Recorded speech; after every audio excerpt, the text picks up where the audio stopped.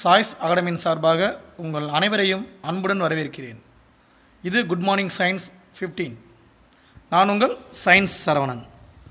வாங்க இன்றைக்கான அந்த 3 கேள்விகளை பார்ப்போம். First question in physics. ஒரு மின் சூடேற்றின் வழியாக 2 × 10⁴ கூலும் மின்னூட்டம் பாய்கிறது. 5 mJ அப்படின்னா 5 மெகா ஜூல்னு அர்த்தம். அளவு மின்னாற்றல் வெப்ப ஆற்றலாக மாற்றப்படுகிறது எனில் சூடேற்றியின் குறுக்கே காணப்படும் மின்னழுத்த வேறுபாட்டை கணக்கிடுக. A charge of 2 × 10⁴ coulomb flow through a electric heater. The amount of electrical energy converted into thermal energy is 5 megajoule. Compute the potential difference across the end of heater. கேள்வியை பார்த்தோன்னே ஒரு பயம் வந்துடும். ஏன்னா ஒரு மிகப்பெரிய ஒரு கணக்கு மாதிரி பில்டப் பண்ணி கொடுக்கப்பட்ட கணக்கு இது. உங்களுடைய புத்தகத்தில் தான் இந்த கேள்வி இருக்குது. ஸோ அந்த கேள்விக்கு ஆன்சர்ஸ் ஒரு சில பேரை ஈஸியாக கண்டுபிடிச்சிருப்பீங்க. ஒரு சில பேருக்கு இந்த பதில் வந்ததுன்னு சந்தேகம் இருக்கும். ஸோ அதுக்காக அந்த கேள்வி வச்சுருக்கேன். ஒருவேளை நம்முடைய போட்டித் தேர்வில் கேட்குறப்ப இந்த நம்பர்ஸை வேணால் மாற்றி கேட்க முடியும். ஓகேங்களா? இந்த வினாவை நான் எங்கேருந்து எடுத்திருக்கேன் பார்த்தீங்கன்னா 9th ஸ்டாண்டர்ட். அந்த 3 கேள்விகளுமே பார்த்தீங்கன்னா நான் 9th ஸ்டாண்டர்ட்லேருந்து எடுத்திருக்கேன். அதுலேயும் இந்த முதல் கேள்வி 5வது பாடம் electric charge and electric current, மின்னூட்டமும் மின்னோட்டமும். ஸோ ஒரே எழுத்து தாங்க, ஆனால் 2 வேறு வேறு. ரைட், இதை பின்னாடி பார்ப்போம். வாங்க அடுத்து பார்ப்போம். Option A 10 volt, option B 2.5 volt, option C 100 volt, option D 250 volt. Question number 2. கீழ்கண்ட ஒன்று உலோக போலி அல்ல. இதற்கு முன்பு இது கேட்கப்பட்ட கேள்வி. ஆப்ஷன்ஸ் தான் மாறி இருந்தது. கேள்வி இது தான். நான் ஆப்ஷன்ஸை மாற்றி கொடுத்துருக்கேன். Which of the following element is not metalloid? Option A silicon, option B chromium, option C germanium, option D arsenic. Question number 3. பறவை இன்ஃப்ளூயன்ஸா டேஸ் என்னும் வைரஸால் பரவும். The avian influenza spreads by டேஸ் virus. Option A H5N1, option B H1N1, option C ரெட் ரோ, option D rota. So ரோட்டான்றது ஒரு வைரஸ். ஸோ இந்த 4 எந்த வைரஸ்னால் இந்த ஏவியன் இன்ஃப்ளூயன்ஸா பரவுது? ஓகேங்களா? ஸோ இந்த 3 கேள்விக்குமான பதில்களை செலக்ட் பண்ணி வைங்க. ஸோ கணக்கு இருக்கிறதுனால அந்த கேள்வி மட்டும் பாஸ் பண்ணிவிட்டு ஒர்க் அவுட் பண்ணிவிட்டு அதுக்கப்புறமா எக்ஸ்ப்ளனேஷனை பாருங்கள். ரைட், வாங்க பார்க்கலாம். சார் முதல் கேள்வி எந்த பாடம் சொன்னீங்க? 2வது கேள்வி 3வது கேள்வி எந்த பாடம் சொல்லலையே? சொல்லிடலாம். ஸோ 2வது கேள்வி எங்கேருந்து எடுத்திருக்கேன்னு பார்த்தீங்கன்னா கெமிஸ்ட்ரி. ஸோ 12வது பாடம் நம்முடைய முழு புத்தகத்தில் சொல்லிகிட்டு இருக்கேன். டைம் வேஸாக இல்லை, அது 9th கிளப் பண்ணி ஒரு புக் ஆகிட்டாங்க. ஸோ அந்த 12வது பாடம் பீரியாடிக் கிளாசிஃபிகேஷன் ஆஃப் எலமெண்ட்ஸ், அந்த பாடத்தில் இருந்து எடுத்திருக்கேன். அதுக்கப்புறம் பார்த்தீங்கன்னா 3வது கேள்வி இந்த பறவை இன்ஃப்ளூயன்ஸா டேஸ் என்னும் வைரஸால் பரவும். இது பார்த்தீங்கன்னா நுண்ணுயிர்களின் உலகம், வேர்ல்ட் ஆஃப் மைக்ரோப்ஸ், 22வது பாடத்திலிருந்து இந்த கேள்வியை எடுத்திருக்கேன். ஓகேங்களா? வாங்க இப்போ எக்ஸ்ப்ளனேஷனை பார்ப்போம். ஸோ முதல் கேள்வியில் அந்த கணக்கில் கொடுத்துருக்க வேல்யூஸை நோட் பண்ணுங்கள். 2 மதிப்புகளை கொடுத்துருப்பாங்க. ஒன்று பார்த்தீங்கன்னா 5 மெகா ஜூல் எம்ஜேன்னு கொடுத்துருந்தாங்க. இன்னொன்றில் பார்த்தீங்கன்னா அதனுடைய மின்னூட்டம் அளவு, மின்னூட்டம் 2 × 10⁴ சின்னு கொடுத்துருந்தாங்க. ஸோ அந்த 2க்கும் எந்த லெட்டரை குறிக்கும்ன்றதை நான் எடுத்து எழுதியிருக்கேன். கீழே பாருங்கள். ஸோ ஃபார்முலா அப்புறம் பார்க்கலாம். ஆனால் அது கீழே அந்த க்ளவுட்ஸ் மாதிரி போட்டிருக்கீங்க பார்த்தீங்களா, அதுக்கு கீழே கவனிங்க. டபுள்யூ எவ்வளவு? இதெல்லாம் கிவன் வேல்யூஸ். 5 × 10⁶ நான் ஏன் போட்டேன் சார்? கணக்கெல்லாம் 5 mJ தானே சார் இருந்துச்சு, நீங்கள் எப்படி 10⁶ கொண்டு வந்தீங்க? 10⁶ மெகான்னு சொல்லலாம். ஸோ அவங்க கொடுத்துருக்க எம்ன்றது எதை குறிக்குதுன்னா மெகா ஜூல். பல பேர் இந்த எம்மை கவனிக்காமல் இந்த கணக்கை ஒர்க் அவுட் பண்ணியிருந்தீங்கன்னா தப்பாக போட்டிருப்பீங்க. ஒரே ஒரு லெட்டர் தாங்க கணக்கில், ஒரே ஒரு லெட்டர் தான் உங்களுடைய தலையெழுத்தே மாற்றிடும். ஓகே, அதனால தான் கேள்வியை அழுத்தம் திருத்தமாக பொறுமையாக கவனித்து தான் எழுதணும். ஓகேங்களா? அப்போ டபிள்யூ எவ்வளோங்க 5 × 10⁻6 ஜே. கியூ எவ்வளோங்க 2 × 10⁻4 சி. ஒரு சில பேருக்கு சில சந்தேகம் இருக்கும், சார் எதுக்காக இந்த டபிள்யூன்றாரு, எதுக்காக அந்த ஜேன்றாரு. ஸோ முன்னாடி ஒரு இங்கிலீஷ் வேர்டு போடுறாரு, சாரி லெட்டர் போடுறாரு, பின்னாடி ஒரு இங்கிலீஷ் லெட்டர் போடுறாரு. கியூன்னு ஏன் சொல்கிறாரு, எதுக்கு அது கியூன்றாரு, எதுக்கு அது சீன்றாரு. ஸோ அதுலேயே பல பேருக்கு குழப்பம் இருக்கும், கண்டிப்பாக மறுக்க முடியாது. ஒரு சில பேர் அறிவியலில் வந்து நல்ல அறிவியலில் இருப்பாங்க, இல்லைன்னு சொல்லலை. ஒரு சில பேர் பார்த்திங்கன்னா இன்னும் பேசிக்ஸ்லாம் தெரிஞ்சுக்கிறதா நல்லது. நல்லா தெரிஞ்சுக்குங்க, எப்படி ஒரு மனிதனுக்கு இனிஷியல் எங்கே போடுவோம், நம்ம இனிஷியலை பேருக்கு முன்னாடி போடுவோம். பட் இங்கிலீஷில் பார்த்திங்கன்னா பேருக்கு பின்னாடி போடுவாங்க. நம்ம தமிழில் தான் பார்த்திங்கன்னா பேருக்கு முன்னாடி போடுவோம். ஏன்னா தாய் தந்தையரை முதன்மையாய் மதிக்கும் மொழி. ஆங்கிலத்தில் அப்படி இல்லை, நமக்கு அப்புறம் தான் தாய் தந்தைன்னு இருக்கும். ஓகேங்களா? ஸோ அதில் கூட நம்ம மொழி மேம்பட்டது தான். சார் அப்போ எப்படி சார் இங்கிலீஷில் கிளாஸ் எடுக்கிறீங்கன்னு எனக்கு கேட்டக்கூடாது. நான் பார்த்திங்கன்னா ஒரு அரசு பள்ளி மாணவன், படித்ததெல்லாம் தமிழ் மீடியம் தான். இப்போ தான் கொஞ்சம் கொஞ்சமாக இங்கிலீஷ் கற்றுக்கிட்டு இருக்கேன். சரிங்களா? நீங்கள் வேணால் பாருங்கள், என்னுடைய அந்த இங்கிலீஷ் சென்டென்ஸ்லாம் பார்த்தீங்கன்னா நிறைய கிராமட்டிக்கல் மிஸ்டேக் இருக்கும். ஸோ இங்கிலீஷ் மேஜர் இருக்கிறவங்க இதை ரீட் பண்ணாங்கன்னா பல பேர் சிரிப்பாங்கன்னு தெரியும்.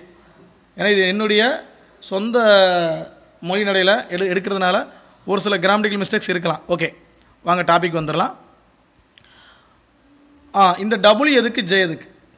நம்மளுடைய பேருக்கு முன்னாடி போடுற இனிஷியல் மாதிரி தாங்க இந்த டபுள்யூன்றது.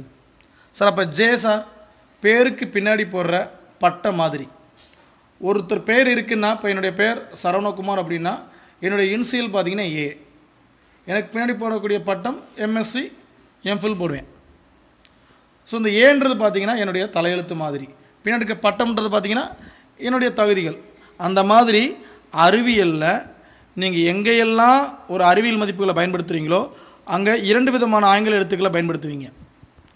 இப்போ அந்த முதல் எடுத்துக்கலாம், அந்த ஆற்றல்னு வச்சு பார்த்தீங்களா, ஆற்றலுக்கு இங்கிலீஷில் என்ன சொல்வீங்க, சாரி வேலைக்கு இங்கிலீஷில் என்ன சொல்வீங்க, ஒர்க் அப்படின்ட்டுவீங்க.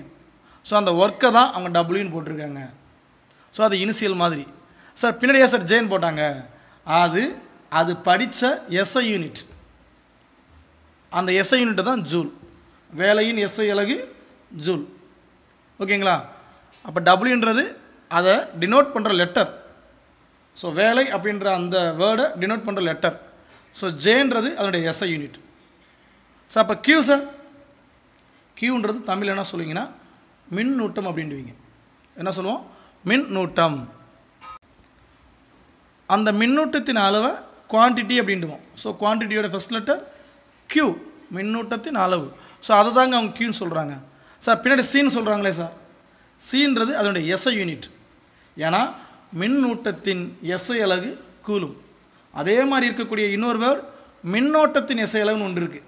அது என்னங்க, மின்னோட்டத்தின் எஸ்ஐ அலகுனா ஆம்பியர், கரண்ட். சார் ஒரே லெட்டரில் இவ்வளோ மாறுதா, இது எப்படி சார் நினைவு வச்சுக்கிறது? நல்லா கவனித்து பாருங்கள். மின்னூட்டம், மின்னோட்டம். ஆதி காலத்தில் நம்முடைய முன்னோர்கள் எதை சாப்பிட்டு ஊட்டமாக இருந்தாங்க, கூழு சாப்பிட்டு தான் ஊட்டமாக இருந்தாங்க. அப்போ ஊட்டம்ன்ற வார்த்தை வந்துச்சுன்னா கூலும், மின் ஊட்டம். அப்போ அதுக்கு எஸ்ஐ யூனிட் கூலும். சார் மின் ஓட்டம், ஸோ ஓட்டம்னா ஆம்பியர். எப்பயுமே பாருங்கள் குடும்பத்தில் ஆம்பளையானவே ஓடிக்கிட்டே தான் இருப்பான். அதனால தான் மின் ஓட்டம்னாலே ஆம்பியர். ஸோ அப்படி மைண்டில் வச்சுக்கோங்க. மின் ஊட்டம்னா கூலும், மின்னோட்டம்னா ஆம்பியர். ஓகே, இப்போ தெரியுதுங்களா ஏன் கியூ போட்டேன், ஏன் சி போட்டேன், ஏன் டபிள்யூ போட்டேன், ஏன் ஜே போட்டேன் தெரிஞ்சு வச்சுக்கோங்க. ஓகே, இப்போ இந்த 2 மட்டும் தெரியுது, டபிள்யூ தெரியுது, கியூ தெரியுது. ஸோ உங்கள் கேள்வியில் கேட்டது மின்னழுத்த வேறுபாடு, what is the voltage difference. So அதற்கான லெட்டர் வி. சார் எஸ்ஐல சார் அதுக்கு வி, அதுக்கு ஒன்று தாங்க, இனிஷியலும் வி தான், பட்டமும் வி தான். எதுக்கு, வோல்டேஜ் டிஃபரன்ஸுக்கு. மின்னழுத்த வேறுபாடை டினோட் பண்ணுற லெட்டரும் பார்த்தீங்கன்னா வி தான், அவருடைய எஸ்ஐ அலகு வி தான். ஓகே, இப்போ இந்த 3 தான் டபிள்யூ கியூ வி. இந்த 3ஐயும் பயன்படுத்துகிற மாதிரி ஏதாவது ஃபார்முலா உங்களுக்கு தெரியுமா? சார் நான் சயின்ஸ் மேஜர் கிடையாது, எனக்கு எப்படி சார் தெரியும்? ஸோ உங்களுக்காக தான் அந்த மேலே ஷார்ட்கட் கொடுத்துருக்கேன். இந்த 3 வர்ற மாதிரி இருக்கக்கூடிய ஃபார்முலா டபிள்யூ = விக்யூ. ஸோ இதில் என்ன சார் ஷார்ட்கட்டு, கீழே பாருங்கள், work is equal to very quick. ஒரு வேலை எப்படி பார்க்கணும், வெரி குயிக்காக பார்க்கணும். சரிங்களா? எந்த வேலையாக இருந்தாலும் சீக்கிரமாக பார்க்கணும். அதே நேரத்தில் அதாவது எப்படின்னா அந்த விவேகத்தோடையும் பார்க்கணும். வேகமும் முக்கியம், விவேகமும் முக்கியம். So work is equal to very quick. இப்போ அந்த முதல் லெட்டர்லாம் பாருங்கள், W V Q. So W is equal to VQ. அவ்வளோதான். இந்த ஃபார்முலாவில் நீங்கள் சப்ஸ்டியூட் பண்ணிங்கன்னா உங்களுக்கு என்ன கிடச்சிரும்? ஆன்சர் கிடச்சிரும். சப்ஸ்டியூட் பண்ணுங்கள். W is equal to VQ. W எவ்வளவு? 5 × 10⁻⁶. C equal to V தெரியாது. Q எவ்வளவு? 2 × 10⁻⁴. Vயை மட்டும் ரைட் சைடில் வச்சுக்கிட்டு 2 × 10⁻⁴ அந்த பக்கம் அனுப்புங்க. So 5 × 10⁻⁶, 2 × 10⁻⁴ is equal to V. அதை அப்படியே திருப்பி எழுதியிருக்கேன். V is equal to 5/2 × 10⁻². ஏன் போட்டேன்? நல்லா கவனிங்க. மேலே இருக்குது 10⁻⁶, கீழே இருக்குது 10⁻⁴. 6 4 அடிச்சிடக்கூடாது. ஸோ கணித செயல்பாட்டில் பார்த்தீங்கன்னா கீழே இருக்க 10⁻⁴ மேலே கொண்டு வந்தீங்கன்னா மைனஸில் வரும். ஸோ 10⁻⁶ மைனஸ் 10⁻⁴ அர்த்தம். ஸோ 6 - 4 எவ்வளோங்க? 6 4 போச்சுன்னா 2. அதை தான் 10⁻²ன்னு போட்டிருக்காங்க. அதை அப்படி கழிக்கலாம். இப்போ 5/2ன்னா 2.5 இன்ட்டு 10⁻². 10⁻²ன் மதிப்பு 100. So 2.5 × 100 250 volt. இதுதான் இதற்கான பதில். ஏன் இப்போ பின்னாடி V போட்டேன் பார்த்தீங்களா? ஏன்னா மின்னழுத்த வேறுபாட்டுக்கு எஸ்சியில் என்ன வரும்? V 250 volt. ஆப்ஷனில் எடுத்த உடனே 250 ஆம்பியர்னு கொடுத்துருப்பாங்க, போட்டால் தப்பாயிரும். ஆப்ஷன் டியில் 250 வோல்ட்டும் கொடுத்துருப்பாங்க. அப்போ எஸ்ஐ அளவும் தெரிஞ்சிருக்கணும். உங்களுக்கு கணித செயல்பாட்டில் நீங்கள் கிங்காக இருந்தாலும் அந்த எஸ்ஐ அளவும் தெரிஞ்சிருக்கணும். ஓகேங்களா? உங்களுக்கு புரிஞ்சிருக்குன்னு நினைக்கிறேன். வாங்க அடுத்த கேள்விக்கான பதிலை பார்ப்போம். செகண்ட் கொஸ்டின் என்ன கேட்டிருந்தேன்னா மெட்டலாய்டு கேட்டிருந்தேன். உலோக போலி. உலோக போலினா என்ன சார்? ஸோ உலோக போலிகளுக்கு உதாரணங்கள் நான் நிறையா கொடுத்துருக்கேன். ஸோ எல்லாத்தையும் பார்த்து வைங்க. ஏன்னா அந்த உலோக போலி சம்மந்தமாக அடிக்கடி கேள்விகள் வர்றதுனால என்னென்னு தெரிஞ்சு வச்சுங்க. ஸோ உலோக போலி என்னென்னு சொல்லுங்கள் சார். சொல்கிறேன், அது எக்ஸாம்பிளில் பாருங்கள். போரான் பின்னு சொல்லலாம், சிலிக்கான் எஸ்ஐன்னு சொல்லலாம், germanium G E, arsenic A S, antimony S B, tellurium T E, polonium P O, astatine A T. So எல்லாமே என்னதான் பார்த்தீங்கன்னா இது எல்லாமே மெட்டலாய்டு, உலோக போலி. உலோக போலி அந்த வார்த்தையை மட்டும் கொஞ்சம் மைண்டில் வைங்க. அதுக்கு டெஃபினிஷன் ஈஸி எழுதிடலாம். என்ன டெஃபினிஷன் சார்? உலோகம் மற்றும் அலோக பண்புகளை பெற்றுள்ள தனிமங்கள் உலோக போலிகள். ஸோ ஒரு சில தனிமங்கள் பார்த்தீங்கன்னா உலோக பண்பு இருக்கும், அலோக பண்பு இருக்கும், மெட்டலுடைய ப்ராப்பர்ட்டி இருக்கும், நான் மெட்டலுடைய ப்ராப்பர்ட்டி இருக்கும். ஸோ அந்த எலமெண்ட் தான் எப்படி அழைக்கிறாங்க? Metalloid. It is a type of chemical element which has properties in mixture of metals and non-metals. Okay, அடுத்த தேர்ட் கொஸ்டின். ஆப்ஷன் ஏ பார்த்தீங்கன்னா H5N1 அப்படின்ற ஒரு வைரஸுடைய நேம் கொடுத்துருந்தேன். இந்த வைரஸ் எந்த நோயை பரப்பும் பார்த்தீங்கன்னா பறவை இன்ஃப்ளூயன்ஸாக பரப்பக்கூடிய வைரஸ் தான். ஏவியன் இன்ஃப்ளூயன்ஸாக சொல்லலாம். நான் கேட்டிருந்த கேள்வி அதுதான். ஸோ அதுதான் பதில். ஸோ ஆப்ஷன் பி பார்த்தீங்கன்னா H1N1 இது ஸ்வைன் ஃப்ளூ பன்றி காய்ச்சலுக்கான வைரஸ். இதுக்கு முன்னாடி ஏ என்ற லெட்டரும் போடுவாங்க, H1N1 போடலாம், தப்பு இல்லை. ஓகேங்களா?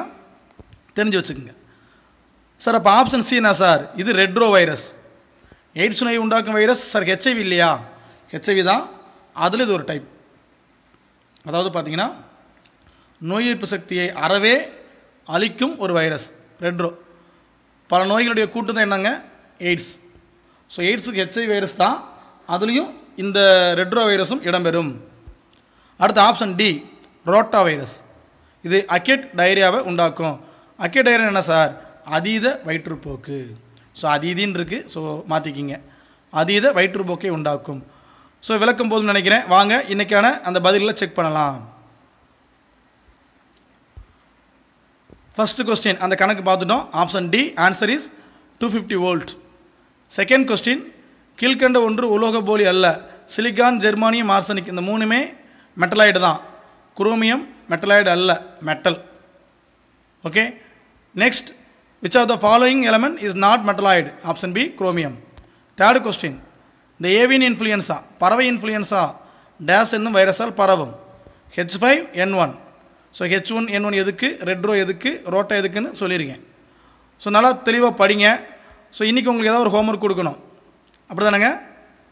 என்ன ஹோம்ஒர்க்குன்னு பார்த்தீங்கன்னா இங்கே மேலே இருக்குது பார்த்தீங்களா, ஒரு மின் சூடேற்றியின் வழியாக ஒரு குறிப்பிட்ட மின்னோட்டத்தை கொடுத்து 50 மெகாஜூல் போட்டுருங்க பார்த்தீங்களா. அதே பாடத்தில் இன்னொரு கேள்வி புக்கில் இருக்குது. ஸோ நீங்கள் அதை ஒர்க் அவுட் பண்ணி சொன்னாலும் ஓகே தான், இல்லாட்டி நானே ஒரு கேள்வி தரேன், அந்த கேள்வியை நீங்கள் ஒர்க் அவுட் பண்ணுங்கள். ஸோ இதே கொஸ்டினை லைட்டாக சேஞ்ச் பண்ணுறேன். என்னென்னு பார்த்தீங்கன்னா அந்த மின் சுழியேற்றியுடைய அந்த மின்னூட்டம் அதே மின்னூட்டம் தான், 2 × 10⁴ கூலும் தான். பட் அந்த 5 மெகா ஜூலை மறந்துடுங்க. பட் மின்னழுத்த வேறுபாடு 100 வோல்ட். கேள்வி கொடுத்துருக்கு, அதாவது ஹோம்ஒர்க் கொடுத்துறேங்க. மின்னழுத்த வேறுபாடு 100 வோல்ட், மின்னூட்டம் 2 × 10⁴.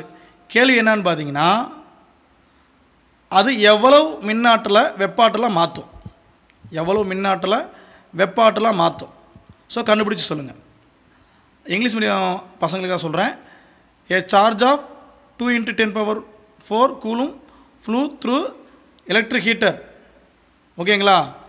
Voltage difference is across the between 2 points is 100 volt. Please calculate the energy converted into thermal energy. எவ்வளவுன்னு பாருங்கள். அதாவது நீங்கள் என்ன கண்டுபிடிக்க போகிறீங்க? W கண்டுபிடிக்க போகிறீங்க. நான் V கொடுத்துட்டேன், Q கொடுத்துட்டேன். ஓகே, கண்டுபிடிச்சு சொல்லுங்கள். இதே மாதிரி ஒரு 3 சிறப்பான கேள்விகளோட அடுத்த வீடியோவில் உங்களை சந்திக்கிறேன். Thank you to all.